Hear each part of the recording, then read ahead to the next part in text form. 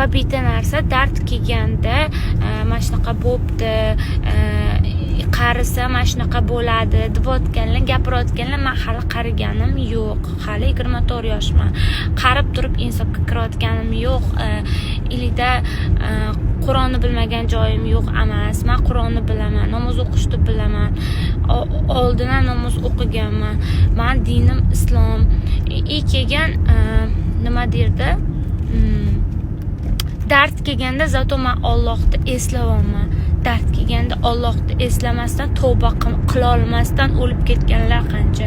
Allohga shukr aytamanki, men tavba qilibman. Meni Alloh shu yo'limdan qaytaribdi. Men Allohga shuning uchun shukr qilaman va Allohimdan faqat shifo so'rayman. Umrimga, rizqimga baraka so'rayman har doim. Men duo qilayotganlardan ham Alloh rozi bo'lsin deb o'ylayman.